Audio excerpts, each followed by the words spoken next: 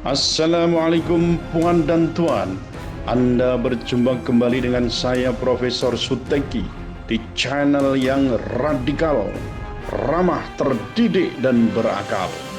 Puan dan tuan dijamin tidak akan merugi mengikuti channel ini, maka jangan lupa untuk subscribe, like, comment, and share.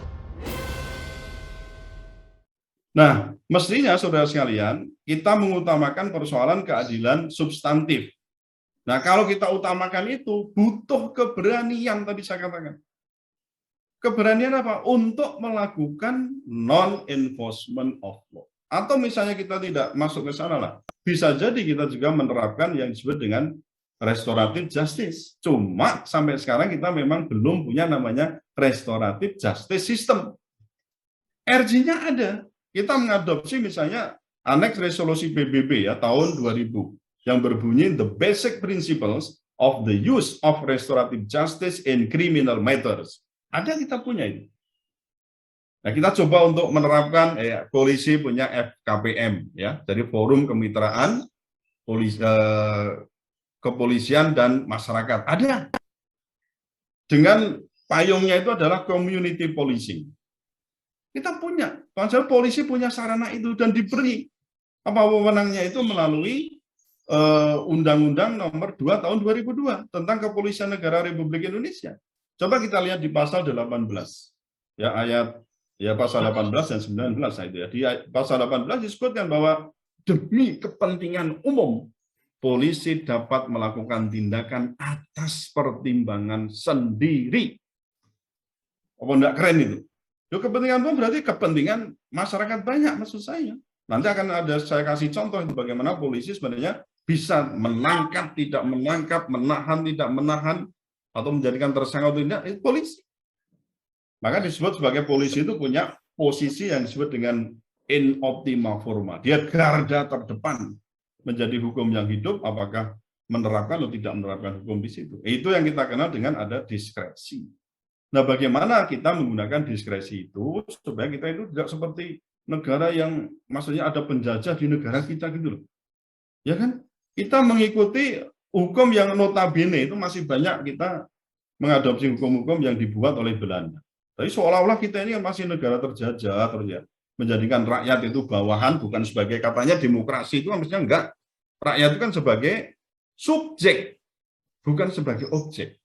Tapi seringkali penguasa-penguasa itu menempatkan rakyat kayaknya sebagai orang lain, sebagai objek. Sehingga apa perintah-perintahnya itu kadang mutlak, mendistorsi, merepresi, dan seterusnya. Itu yang harusnya kita hindari, saudara sekalian. Nah, polisi tadi punya wewenang di depan itu sebenarnya di sana, in optima forma. Belum nanti jaksa. Jaksa juga, ya oke, sekarang sudah ada kemajuan juga kan kita lihat. Ada peraturan jaksa tahun 2019 itu yang menyebutkan bahwa jaksa sebenarnya bisa melakukan penghentian atau penutupan perkara. Dan itu sebenarnya sudah kita punya dengan prinsip deponering. Tapi kenapa? Wah, kasus-kasus itu banyak yang terjadi, RJ-nya nggak jalan juga, ya padahal diberi kesempatan. Nah, apa itu? Nah, mungkin belum lagi soal hakim ya. Nah, itu saya yakin ada, nggak tahu lah ya, di balik itu apakah ada target misalnya, ya target Kejari itu misalnya di Kejaksaan Negeri, Kejaksaan Tinggi, lalu di Kejaksaan Agung, apakah itu ada grade-grade target?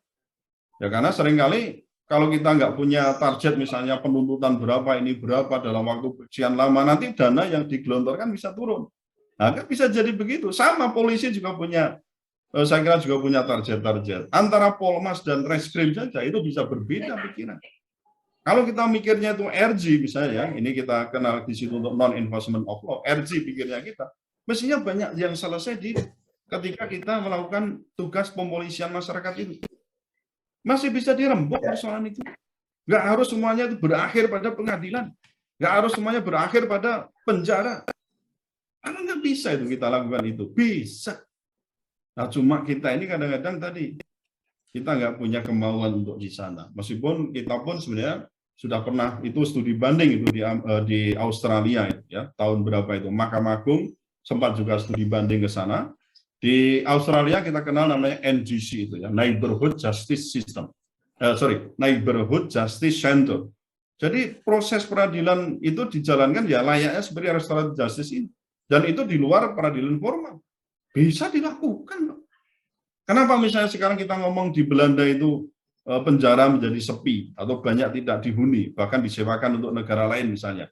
Nah itu kita juga berpikir kok bisa? Apa nggak ada kejahatan? Saya yakin ada.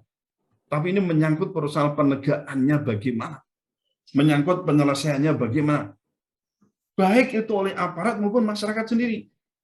Kadang-kadang pemerintah ya, artinya APH, aparat penegak hukum nggak bisa mengelak karena apa? Rakyat apa itu selalu menuntut bahwa pokoknya orang itu harus masuk penjara. Meskipun habis duit saya, meskipun tanah saya habis, ini habis, iya harus masuk penjara. Itu yang jadi masalah.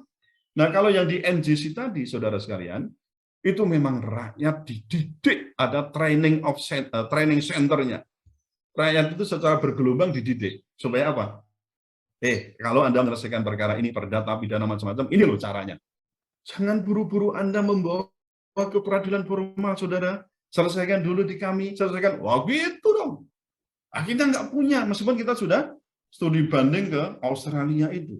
Nah, adalah misalnya ada komitmen antara polisi, jaksa, dan hakim ada, ya Mahkejapol misalnya berpunya komitmen bahwa ini, tapi mana itu jalan? Tadi meskipun tadi saya katakan ya, persoalan jaksa sekarang itu punya peraturan jaksa itu ya, yang tahun 2019 itu, bahwa untuk syarat-syarat tertentu ya, memang itu syarat dan ketentuan berlaku. Jaksa itu bisa menghentikan penuntutan misalnya begitu, bisa dihentikan, tapi prakteknya apakah betul begitu? Ini persoalan praktek yang kadang-kadang juga seolah-olah kalau sudah ada peraturan itu terkesan, oh ini kejaksaan sudah progresif, tapi prakteknya bagaimana? Ini yang tadi saya katakan di depan bahwa kenapa sampai Brian Tamanaha itu mengatakan, loh, orang-orang hukum yang praktek di hukum itu kok hasil penegakan hukum semacam ini. Ini yang disebut dengan failing law school. Jadi apa istilahnya itu sekolah-sekolah hukum kita itu sebenarnya gagal. Dan tidak layak ketika misalnya ada kegagalan dalam praktek penegakan hukum, kemudian kita ini yang di universitas dituduh sebagai biang keroknya. Anda mungkin pernah mendengar itu yang disampaikan oleh Pak Mahfud MD itu, katanya loh perguruan tinggi ini harus menjadi terdakwa ini, harus menjadi orang yang maksudnya yang harus bertanggung jawab. Kenapa kok penegakan hukum kita itu buruk? Jadi ya di sini saja saya sudah ngomong bagaimana idealitas menegakkan hukum. Tapi apakah saudara mendengar? Apakah saudara mau menjalankan? Apakah Anda memahami atau dan seterusnya? Apa? Betul begitu. Tidak ada jaminan. Kenapa? Ya masing-masing kelembagaan hukum yang ada itu sudah punya kredo, bahkan punya sistem yang sifatnya itu apa itu bukan koordinasi tapi sudah ke ordinasi, sistem komando dan seterusnya. Nah, jadi sulit kadang-kadang ya Mas Bang Markus ya. Saya memang di sini saya katakan itu hal-hal yang memang ideal, tapi memang itu harus dikatakan Bang Markus. Kalau kita pun sebagai dosen itu hanya ngomong hal yang praksis, habis itu. Praktek itu betul-betul akan menjadi industri hukum. Tidak ada yang namanya idealitas ngomong kok Pancasila, nggak ada itu. Padahal kita tahu hukum kita itu mestinya tadi ya baik itu di good norm, di normnya maupun di proses kita punya visi yaitu Pancasila sebagai Rex Ide. Anda bayangkan tuh, Rex Ide berarti cita hukum.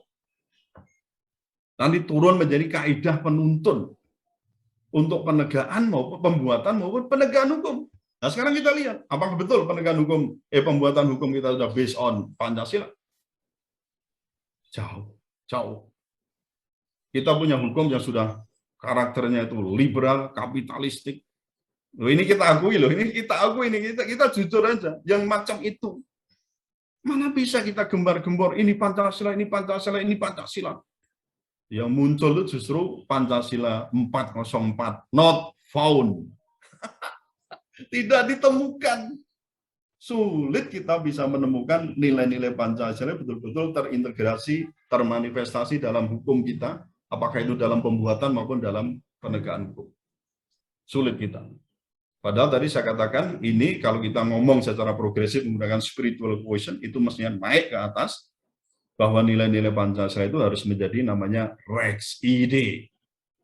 Jadi ide hukum yang menjadi bintang pemandu bagaimana hukum dibuat, ya, lawmaking juga bagaimana hukum itu ditegakkan di law enforcement.